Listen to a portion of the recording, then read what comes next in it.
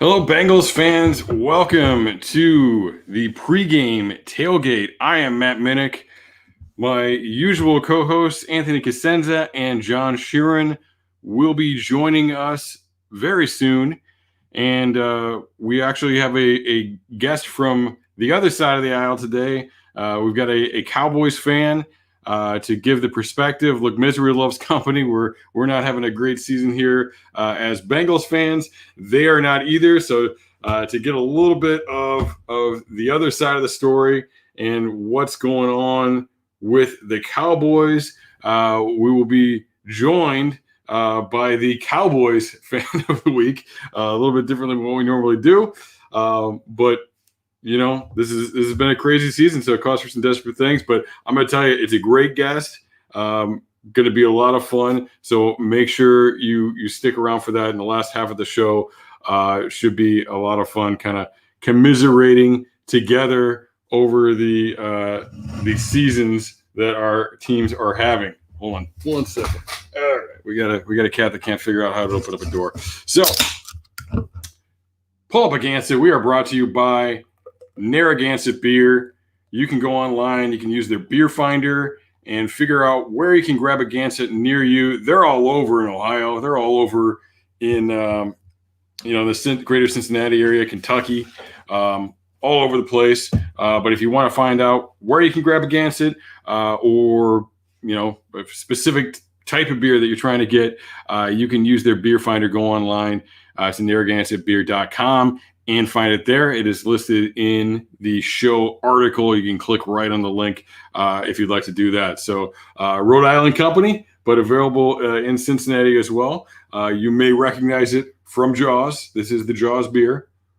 Well, this isn't. This is actually the Oktoberfest. I'm a little late on that, but we're doing a little bit of throwback to October. We're not quite October, and kind of getting into the mindsets from that Titans game.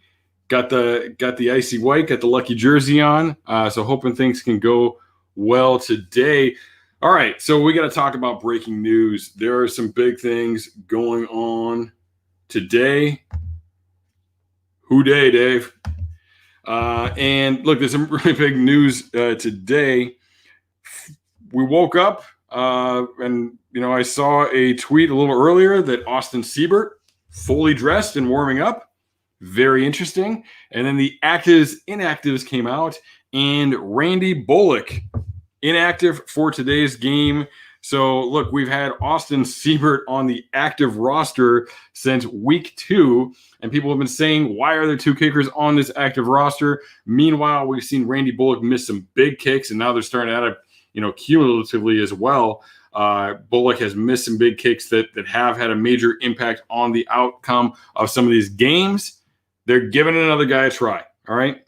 Like Seibert, obviously, the Browns let him go for a reason. So I'm not here saying it's the answer, but I know he's been working for over 2 months now with Darren Simmons, one of the best in the league, in terms of special teams coordinators, special teams coaches. Who day? So we'll see. All right, maybe we'll see something a little different. I mean, at this point in the season, it's worth a shot, right? See what you got, see what he can do if you put him out there. So very exciting news on that front. Let's see what they have in that kicker. We heard there were reports earlier in the week that Darren Simmons was concerned about the kicker's position. Yep, we all are, right? I mean, kind of a no-brainer there. But now we're actually seeing action, right? It wasn't just talk. It wasn't just an offhand comment that he made to a reporter that got published and, no, they're backing it up and they're giving Austin Seibert a shot. And look, this could be a game that comes down to that. We'll talk about it more, but the Cowboys aren't very good. The Cowboys have played some close games. The Cowboys missed 3 field goals last week with Greg Zuerlein, who's a very good kicker usually, but they're missing kicks. They're not playing well on special teams overall. So special teams could be key to this game. It could be very important. So we'll see. Bench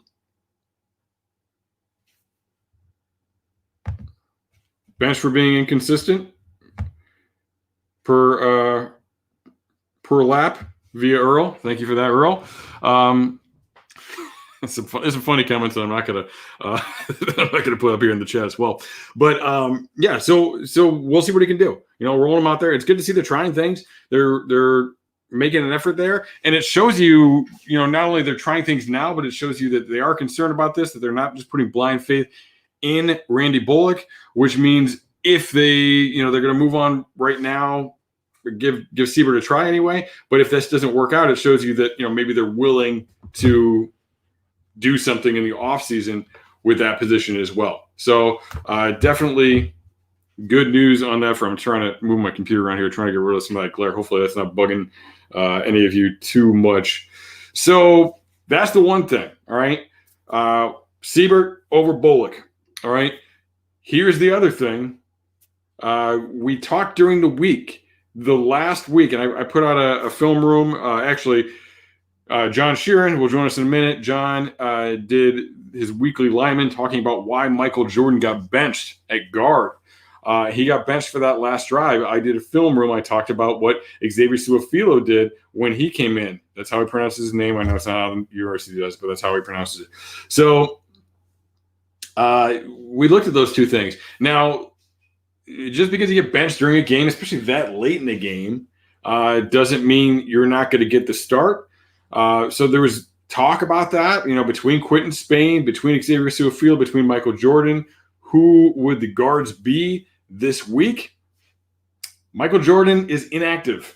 So you're looking at Spain and Su'a-Filo. Don't know who's going to be left or right necessarily because they're really both left guards by trade. But that's what we're looking at right now. So exciting that they're trying something a little bit different there, going with those two guards, getting Michael Jordan out of the lineup. Jordan, I thought he did some good things in his rookie year. I thought we saw a solid progression, but plateau would be nice. It really took a nosedive in year two. Has not shown that progress, and there's actually taken a step backward. So here we are. All right. And we're looking at these other guys, and we're going to see what they have and if they can get something done. Now, this is a very good matchup. Look, the Cowboys have given up more yards rushing than anybody in the NFL. All right. By a lot. They're giving up 168 almost. All right. That's rounded up yards per game. 32nd in the NFL. The Bengals are giving up about 33 fewer per game, and they're like 29th. Right, so you see the Cowboys were one of two teams who are not only at the bottom, but way at the bottom. Like the Bengals are close to some other teams right around them at 29, but 32. I mean, they are down there from that position, right? And just like the Bengals, they had the Ravens. Well, actually, the Bengals didn't really have the Ravens run all over them, but we saw the Cowboys had the Ravens run all over them, and like the Bengals, the Browns ran all over them. Right, the Bengals had to play the Browns twice though. So they're susceptible, right? There's something you can do there, especially inside. They lost Gerald McCoy day one of camp. We know how those things go. Gerald McCoy goes down day one of camp. Dontari Poe wasn't working out for them. They brought him in the offseason. They ended up trading him.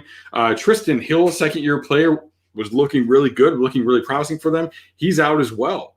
You got like Neville Gallimore in there, but look, they're not stopping the run.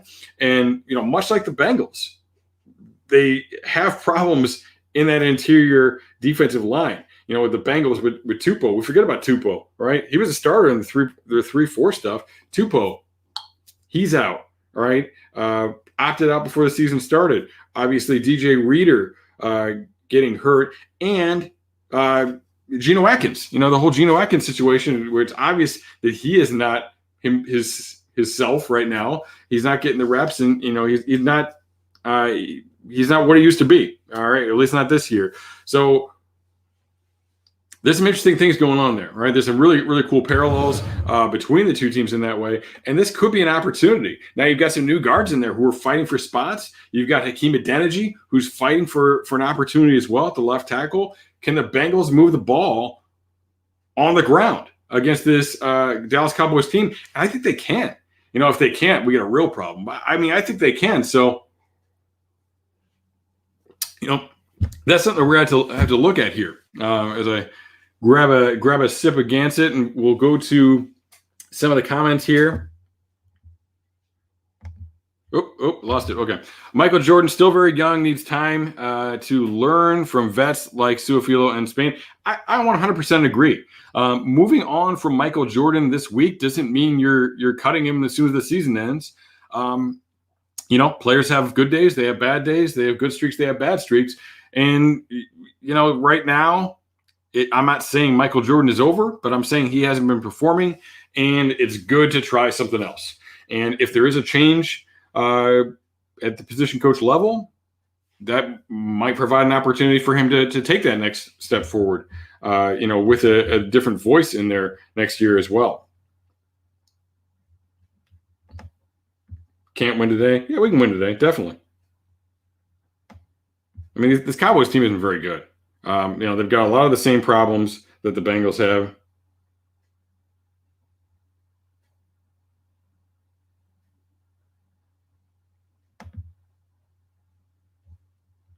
Yeah, it's kind of weird. Like, they just have guys who are naturally left tackles and left guards on this roster.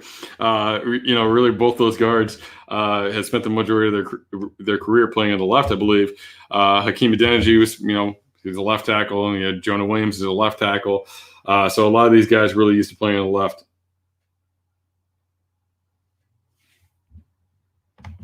I mean, hey, we're getting him out of there. Like, look, he's on his rookie contract. I'm not saying move on from him. You compete, you get guys out there.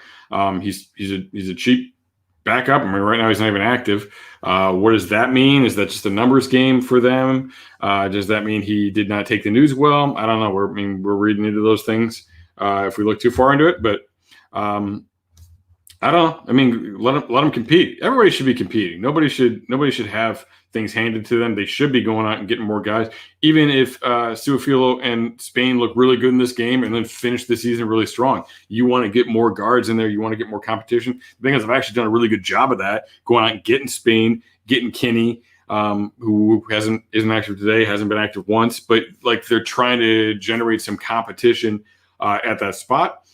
Hopefully they invest a little bit more in doing that this offseason. So just kind of getting some of these cheap guys.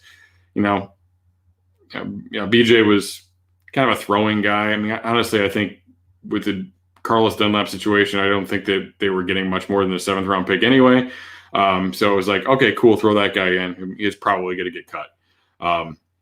They could have used him because then all their centers got hurt shortly after that. But at the time, I believe he was kind of on the bubble of their roster anyway.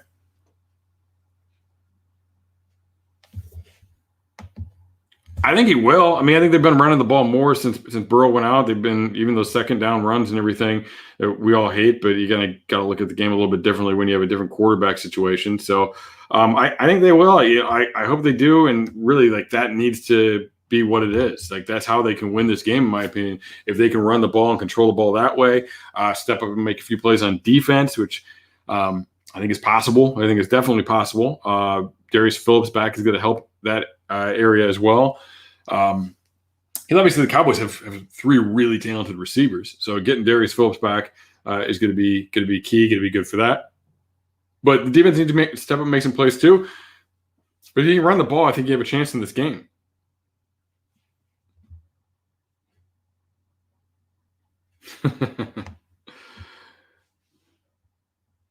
Maybe the kicker from LSU. All right. I'm here for it. Cade Gork out there getting it done. Hey, thanks, Barry. Appreciate it. Loyal listener must have been checking it on Friday as well. So look, I think this game is key, and I think we talk about. There's a lot of things that both coaching staffs. There's some concerns right now, and I think. If you don't win this game, especially for the Bengals, I won't put too many words into the mouth of Cowboys people.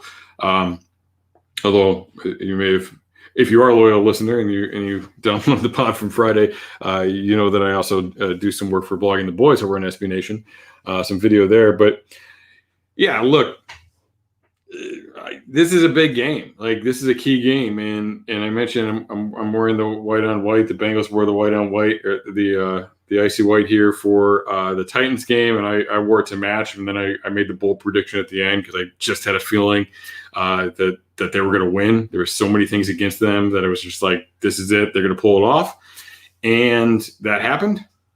So I kind of getting a little bit of the same vibe now that, like, they need it. Like, this team needs it. And I know, they need Penei Sewell too. But, man, this team needs it to really rally together and figure some things out. They've made some changes. They've made some moves in the lineup. This is a matchup they should be able to win. If they can't, I think you get a problem. So I think they need this one. And again, look, with Joe Burrow, they should be the Cowboys. Without Joe Burrow, I think it becomes kind of a quality win because you have to work together. You have to, build around each other and support each other in order to pull this thing off.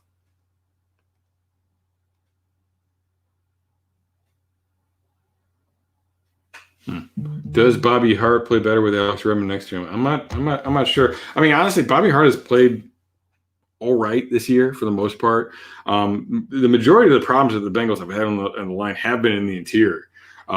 Absolutely position the right tackle position that you want to upgrade in the offseason, 100% with anybody supporting that. However, right now it's been more of the guards. It's been a lot of failure to pick up twists and stunts. That's what I like about Su'a-Filo that I saw on his film in Dallas was he's pretty smart guy. He can just kind of sort those things out really well. We saw that in that 2-minute drive last week. We also saw him leave the B gap wide open and not even look at the guy running through it. So I don't know what that was all about. So maybe not perfect. And he's not new. He's new in the lineup, but he's been around. He was slated as the starter. He started game 1, so he should know better than some of those things. Yeah, Justin, run the ball, man. You're right. They can't stop the run. I mean, neither of these teams is good against the run. I mentioned the problems up front for Dallas on the defense. They have problems up front on the offense too. Colin's been out all season. Martin's out. Smith is out. So they don't have the tackles that they normally have. I think Carl Lawson could eat today. All right. I mean, look at when the Bengals played the Eagles. Carl Lawson had a really good game. The Eagles don't have offensive tackles. They've had really bad offensive tackle play all year. So I think you're getting a prime matchup here for Carl Lawson going up against tackles that aren't very talented. So I think that's a great matchup there and an opportunity for the Bengals to really get right at that position. So can they put some pressure on Andy Dalton? Can they really, in addition to getting him in pressure, can they stop the run enough to get him in those situations? Because obviously the Bengals have not been good in that situation. Can they step up from a defensive line perspective? That will be so that could be an issue there. So looks like we've got one of our hosts tuning in here. Anthony, how you doing? Oh, we got an audio issue. I'm muted. Sorry. How you doing, Matt? Good. So big news this morning on the actives, inactives list. We've got Siebert is active. Bullock is not. So not just lip service when they said they needed to, that they had concerns about the kick game. And we've got Michael Jordan. We were wondering if he was going to get the start or if it was going to be Su'a-Filo and Quentin Spain. And Michael Jordan not starting because he's not even playing, not even dressing today. So what are your thoughts on that? Well, I saw the report. I think it was by Jay Morrison. That was the first guy I saw put that out there. And then I saw, the thing that kind of jumped out to me a little bit was the fact that you sit Michael Jordan You're obviously evaluating your roster. You're trying to make decisions about what's going to happen for the next couple of games and then next year. But BJ Finney still inactive, not playing, and I understand that it was a low yield for what you got for Carlos Dunlap, but that was a guy that was thrown into the trade. I would think at a minimum you would want to see what that guy has and see and maybe get him some playing time at some point if you really are in roster evaluation mode. So those were kind of my thoughts. And then of course, with the kicker situation, they really are in roster evaluation mode at this point. I think they are concerned a little bit about Bullock missing. Bullock's been highly accurate overall, but he just keeps missing these long kicks and the clutch situation kicks. So I don't know. I guess when I saw that, I figured, here we are in roster evaluation mode for these final few games here.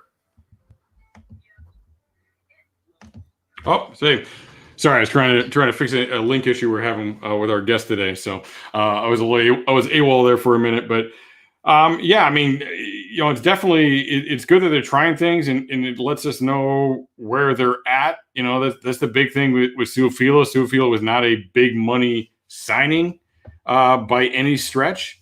So, being able to actually get a look at him, that's the big issue with Trey Waynes right now is they're paying Waynes a lot of money. I think we would all love to bring back William Jackson, but that's going to cost a lot of money as well. And people talking about drafting a corner, like how much can you invest at one position? And like you've got to know what's going on there first, though. So, look, there's no problem with going back into the corner market.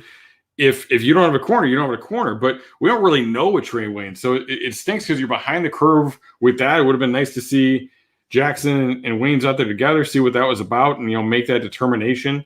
But now, they're really married to Waynes for at least another year because he's like $10 million dead money to move on from him. Like you gotta keep him. Hope it works out.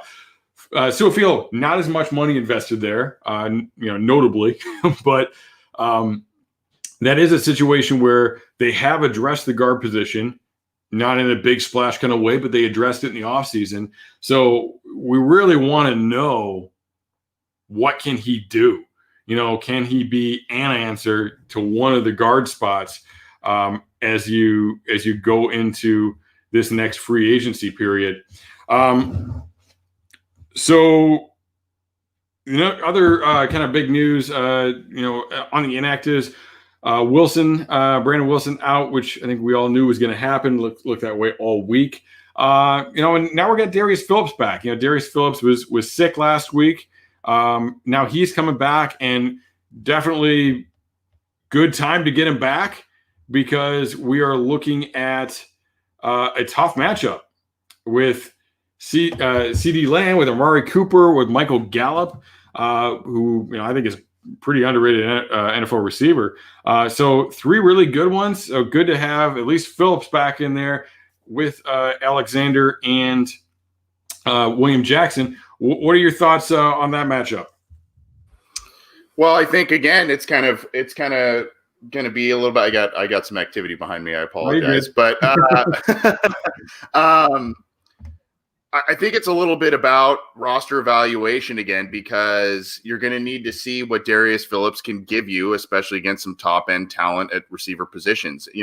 Darius Phillips has been a guy that's made a lot of plays, done a lot of good things, but he's also had a lot of bad moments. He's had a lot of moments where he's given up big plays.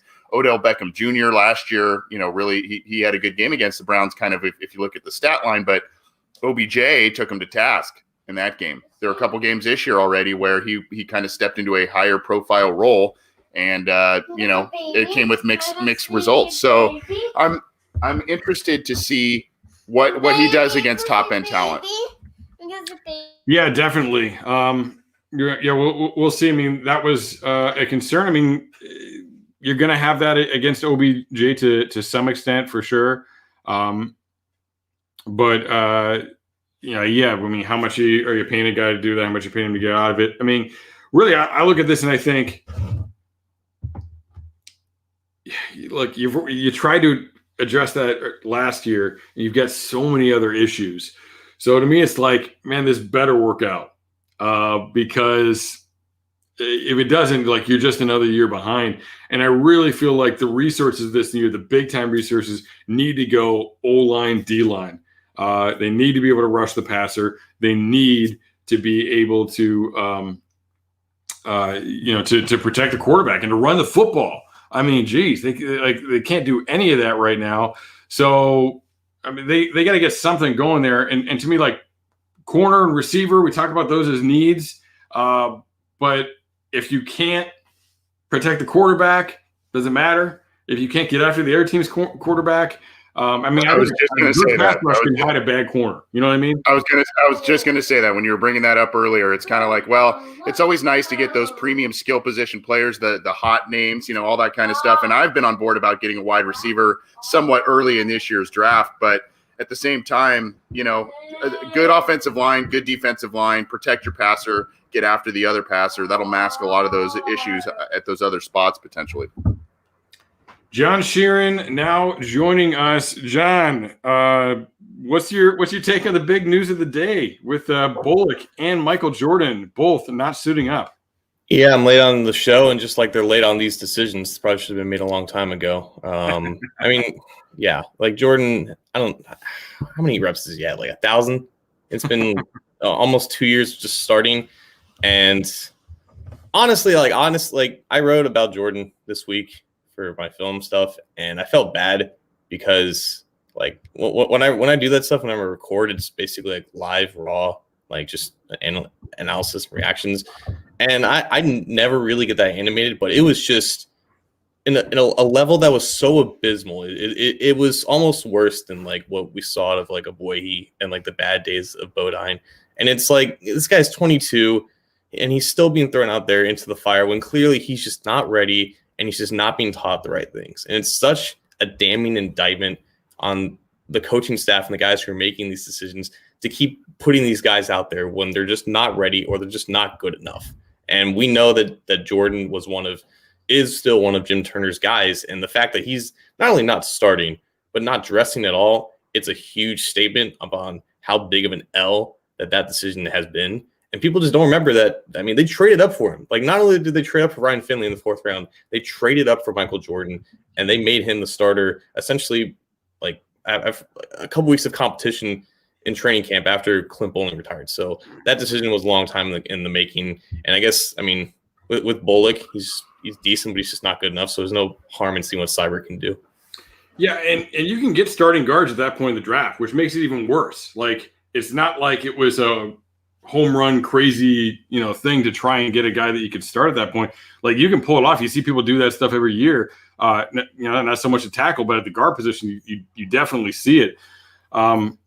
So definitely frustrating there with Jordan. And I think Jordan and Turner is the same sort of thing.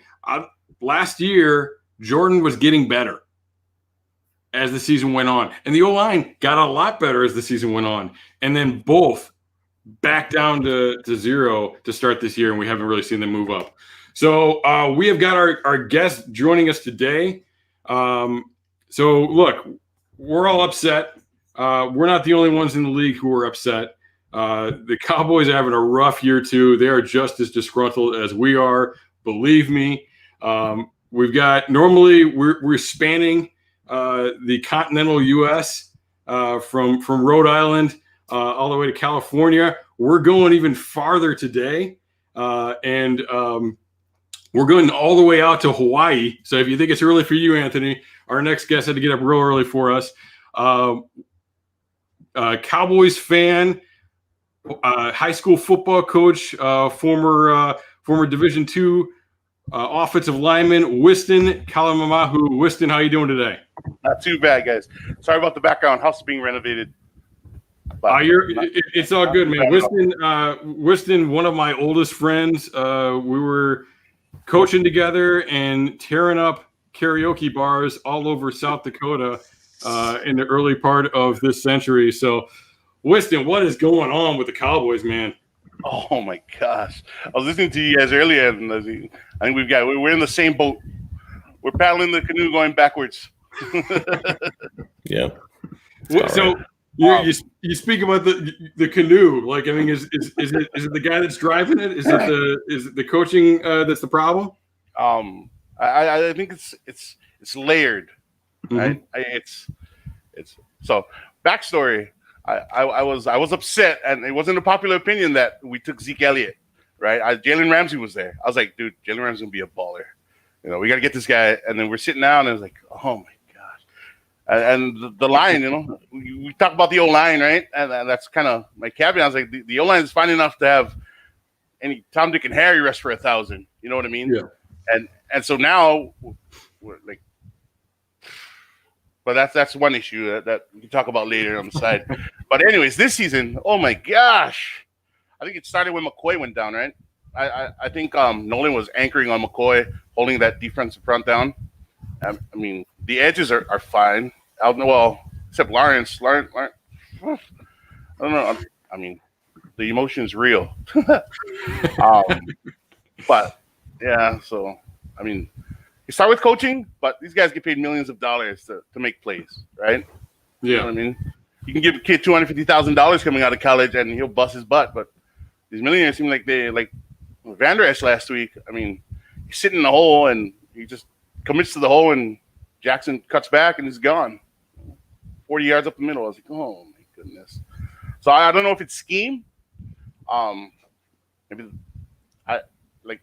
I watched Nolan, and it looks like he's in a lot of nickel sets, like 1-2 defensive tackles in there. Tristan Hill was out there. You talk about Tristan Hill. He was starting off. He looked promising, right? Gallimore looks promising. I mean, our whole squad looks promising. On paper, we shouldn't be, you know what I mean, giving up 27 touchdowns, passing. We're the worst. I was looking it up today. We're the worst rushing team, right? By a lot. By a wide margin, too. I know. Yeah. And the Bengals are only a few slots ahead of them in that number, but a lot of yards. You know, the plus minus takeaway is like we're almost second to last, I think, in the league. So there's a lot of issues that need to be fixed. Offensively, I think, you know, we're not horrible. I mean, we don't score a lot, but you can attribute that to that whole that's on the line. But you know, I kind of wish we kept Suafilo. I mean, we've seen Andy Dalton behind bad offensive lines for like the last 4 years, so we know all about those specific offensive struggles. But I wanted to bring up something interesting. I think Jerry Jones said it on a radio show. He said, maybe we changed the defense too much in terms of schematics wise, in terms of bringing in McCarthy and his staff. Like, is that that kind of looks noticeable if you're talking about just talent or scheme? Like, it just looks like the Cowboys are just fitting a lot of square pegs into round holes there. Yeah, that's exactly what it looks like. I was talking to a couple buddies who honestly, they probably cover the Cowboys more than I do. I'm big into fantasy football, so my loyalties sway week to week. You know, I based on fantasy football, but you know, looking back and reflecting on at least the last 3 games defensively, they just look out of sorts. Like they're just throwing everything against the wall, and hey, maybe this will work. You know, and these guys are professionals. You know? They get paid to adjust, and the adjustments aren't happening. I think the second half they give up like more than they do in the first half. Total yardage, I believe, if I was looking at that right. I could be wrong, but I'm pretty sure, like rushing wise, like they'll start off okay. I'm not saying they're great, but they'll make some stops. You know, they were up 10-7 against the Ravens, you know, and they just falls down the leg. So I think. Cars. We're gonna play cars. Go ahead. Yes, like looking over at the offensive side now. I mean, that line's really beat up too, and like they had really good tackles. I mean, you can make an argument that they have the best set of offensive tackles in the league, but both those guys aren't out there. And you know, with Smith gone, Collins gone, Zach Martin gone too, and he was bumping out there. Tyler Biadasz, 4th round pick. You know, we were talking about you can get a good interior lineman, starting interior lineman at that point of the draft. Tyler Biadasz looked really good. Now he's out too. I mean, is that the issue? Is it just the O line is so bad that they can't get anything going with all the talented skill players they have? I think it's part of it. I'm a big fan of Biadasz. I really wish they got Cushenberry, but I settle on Biadasz. Biadasz is from that Midwest breed, right? Wisconsin. Travis Frederick came from there, and I was excited for him. And he was out last week, and then I looked back, and the Cowboys were averaging 4.5 yards a carry last week.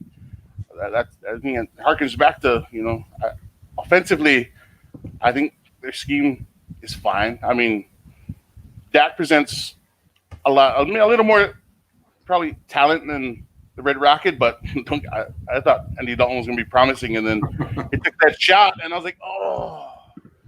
We had to settle on Danucci. I was like, oh. Nothing against Danucci, but, I mean, Dalton got teams to the playoffs, you know what I mean, with marginal talent around him. Considering Green was legit, but, I mean, so there was hope, but once they just started to fall by the side, Leo Collins was a big loss.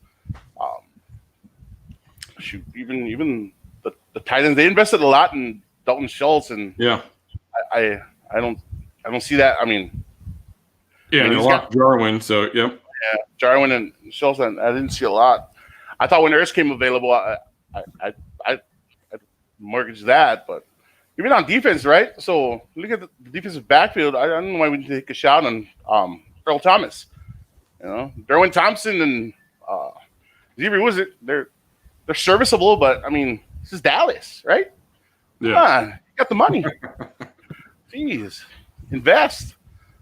So even Jamal Adams earlier in the season, I gave up a first and second for him, but I don't make the decisions. I think Stephen Jones, going back to your offensive, I think Stephen Jones, if he does run the war room during draft day, he's done a really good job bringing in draft talent. I don't think Connor Williams has progressed along, but I think he might be too light to play guard. But I think you got, you're right. You got Collins. Shoot, I don't know. I think we're going to compete, but I think we're tanking for Sewell, man.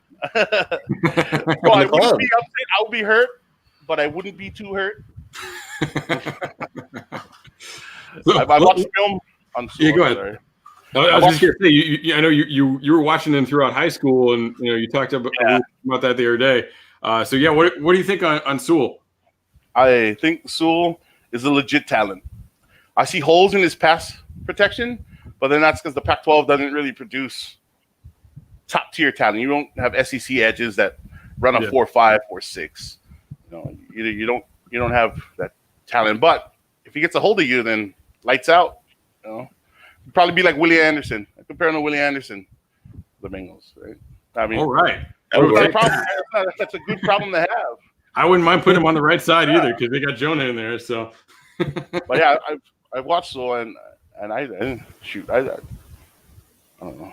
Position-wise, talent-wise, I think he'd be up there. I'd take him ahead of Justin Fields, but then just based on needs, right? So I don't know. Now, you played Division II. You played guard mostly. They're a little bit different, but what is your take on Sewell is a left tackle in college?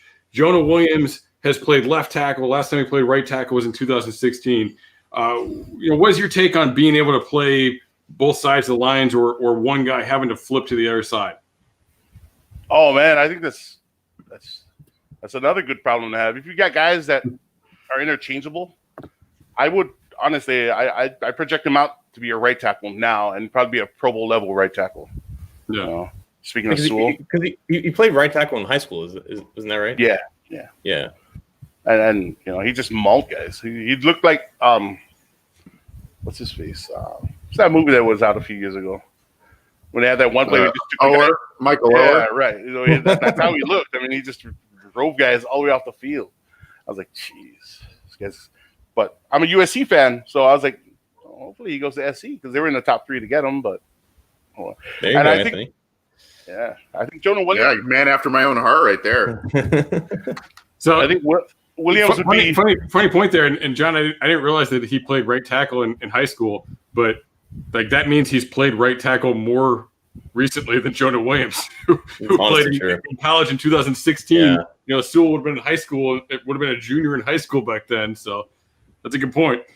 How's I don't really pay attention to the Bengals online. I do follow Paul Alexander. I was telling Matt that I was like, hey, I really dig Paul. I tried to get Paul Alexander to come to Hawaii and do a camp. So he wasn't popular here when he left. He was quite unpopular for a few years, but I think people are seeing things a little bit differently now about Paul Alexander anyway. So he's been more recently a Cowboys coach than the Bengals coach. That's true. The rest of the year there, right? But I like his theories, and they make sense. They're logical, and shoot, best and easiest wins. I think if you can accomplish the technique and the play, then do it. I tried to coach some of his techniques. Like I handle, and then I follow Willie Anderson too, and I was like, hey man, that makes sense. Yeah, you might have a better chance getting Willie to come out there. He loves working with high school guys, and man, if you can buy him a ticket to Hawaii, who doesn't want to go out there? Buy him a ticket to Hawaii. That's pretty tempting. So what island are you on? I'm on Oahu. Okay. So the starting backer for SC, Kanai Mauga, from my high school. That's a chance to coach him up. It's pretty good. Nice. Can't tackle in open space. Hope he's not listening, but pretty good. Those coaches get paid too. They gotta figure that out for him, right? So we're getting a little bit close. We're about 17 minutes away from kickoff. Let's go around a little bit here, and we'll go to Anthony first. What are look? We don't have to do scores if we don't want to, but I do think it's a winnable game, so we can do that type of prediction. But what are your predictions for today? How do you think things are going to go? I actually think it's going to be a fun game to watch. I think there's going to be some points scored. The Dallas defense is struggling on the ground. I think Andy Dalton's got a lot to prove. So, I think we look at this and we go back up quarterbacks and maybe not a lot of points, but I think it's going to actually be a pretty fun game as my son is singing a cleanup song in the background here. But I think it's going to be surprisingly entertaining today. And I actually want to ask Winston if you think that this year and what the Dallas quarterback situation after the Prescott injury, if that has prompted Dallas ownership to say we got to sign Dak long term after playing games this offseason. I would hope so. I would imagine. Unless we get in the top two, I don't see it. But even at that, you got to sign him, right? He's produced. It's unfortunate that they didn't get it done this past season because that would have took care of a lot. Looking forward, we could focus on other things, but I think they got to get it done, right? It makes sense. It's kind of crazy to think of too. Like when you look at that draft class, oh my gosh, like Wentz got paid and now he sucks this year. Dak they haven't paid and then he gets hurt. Right. And freaking Jared Goff chugging along. Like schematics, man, scheme, right? It's insane to think about that. Yeah, that scheme that the Rams got for Goff, they put back in that they had a couple years ago when it was the Super Bowl. Roll out, play action, and easy money. McVay, man, got that defense going too now. Oh yeah, moved on from Wade. We got a young guy there. Coaching buzz. What's that? Jalen Ramsey. Yeah. No shit. It's been really interesting how they built that Rams team too, because they don't like the draft. No, it's just trade picks and pick up people. So they must have a really good pro scouting department. Know what's going on there. John, predictions for the day. What do you think is going to happen? I kind of agree with Anthony. I think you have a lot of things working for and against both teams, which is why it's probably going to be close and more interesting than we think. Andy Dalton obviously has something to prove, and he has the best non-existent pass rush to do it against.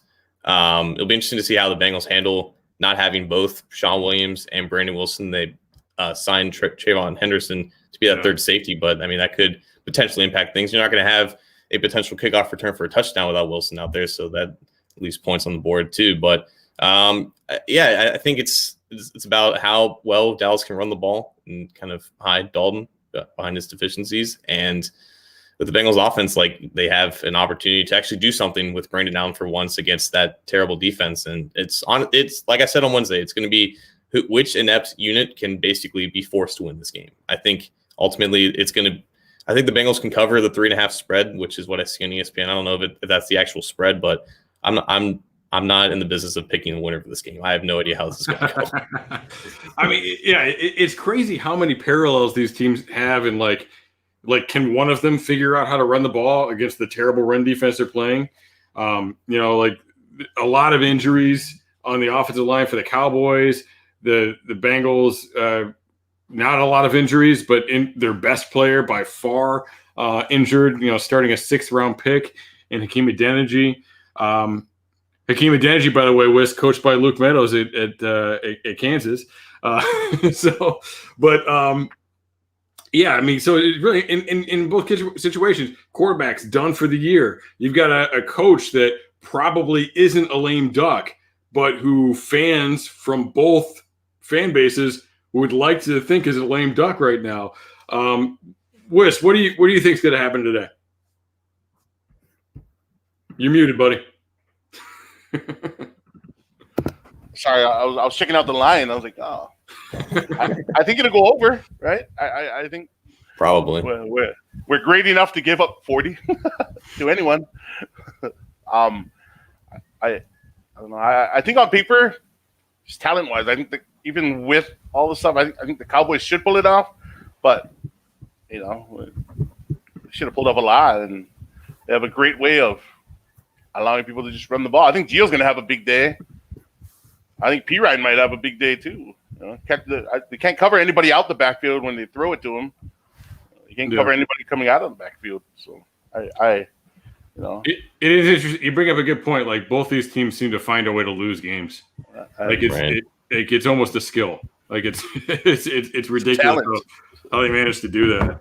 But I mean that's why I think it's important. It's like, can you figure it out with all this crap going on? I think it's like, this doesn't seem like a big game, but I think it's a really important game for Zach Taylor and his staff. Obviously, we're concerned already, with 4 wins in almost 2 years, regardless of what happened to your quarterback. But I feel much worse if they don't come out of this with a win. If they can pull this off, it's not going to make me feel great, but it's like, all right, it's the bare minimum type of game that you've got to figure out how to win. Like it's not. Neither of these teams is clearly better. They're both beat to hell.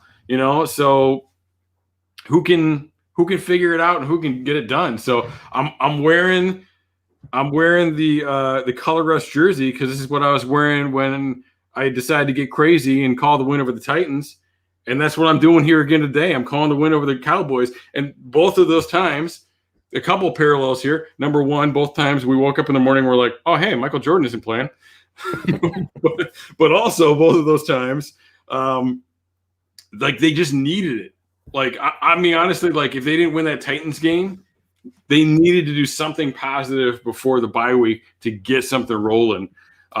We haven't seen any positive results after the bye week, after the Burrow injury, but they really needed it. And right now I think they really need it because if you can't beat this team with the matchups that they've got with it and all the injuries they're facing, if you can't run the ball on this team that's giving up 168 almost rushing yards per game, then what the hell are you doing? You know what I mean? Like, what are we doing here? So I'm calling a Bengals win because I think they have to win the football game, which is always worked for me in my coaching career. Whenever it was really desperate, we could always figure out how to win a game. But doesn't necessarily work from the outside. But I'm calling a Bengals win. I'm doing it. They're gonna win this game. Hey Matt, I want to share this. I want to share this with Winston here. This comment from Charlito. I don't know if we shared this, but it just says, "Aloha. Wish I was in Hawaii right now. Lived on the island of Oahu in the city of Mililani for 2 years while my wife was stationed at Schofield Barracks." So he was in your neck of the woods there. Wanted to share that with you. Awesome. Yeah. That's where Mackenzie Milton and Dylan Gabriel are from. Oh, wow. There you go. They're starting to produce. Spitting some Hawaii knowledge on you. Hey, so on a lighter note, I do hope that T. Higgins goes off because it's fantasy playoffs this week. Nice. Fair. So I need him to produce. Produce, T. I'm playing my wife in the last week before the playoffs in our league, and she just picked up T. Higgins this morning. So, but I don't really care because my team sucks. So, my team sucks because I played too many Bengals too early, to be honest with you. So yeah, I would love to see that too. By the way, Caroline says hi, Wiss. Long time no see. So, and hello to your lovely wife there as well. Karaoke last night hit us, so yeah, they're sleeping.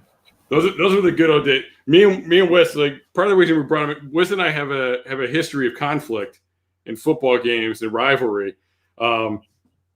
Years ago, Ohio State was playing in the Fiesta Bowl, and all week we had this other friend Nick Redmond, who was an outspoken Notre Dame fan, and all week Winston was like, "Yeah, I think Ohio State's gonna win. I think it's gonna win." And we get to the bar to watch the game that day, and this guy is wearing a bright green shirt, and I'm like, "You son of a!" So I started pounding beer. Manti, I have to support Manti. And like we were it's one of those things, Notre Dame, like the Cowboys, like it's like a global thing with their fan base. So we're in this bar, it is full of Notre Dame fans. There was one random girl that was just as drunk as me probably, and was decked out in Ohio State stuff. But yeah, like the whole thing, and I'm just like, I'm getting drunk and I'm just like screaming, "Darius, walk on, you suck!" And honestly, like we had the rivalry, but I probably got out of that bar without getting punched in the face only because I was sitting next to you at the end of the day. That happened more than a few times in college when I didn't get my butt kicked because I was sitting next to Winston here. So we got about 5 minutes to kick off, just enough time to grab a Gansett. I don't know if they have them in Hawaii. I don't know if they ship them all the way out there, but the rest of them can find them. Use the beer finder at narragansettbeer.com. Winston, great catching up. Thank you for joining us today. Anybody with any final thoughts before we go get ready for kickoff here? How about them Cowboys, baby? May the loser enjoy school. Yeah. All right. Well, thank you all for joining us. Thanks for having me. We'll be back with the post afterwards. All right. And I'm still broadcasting.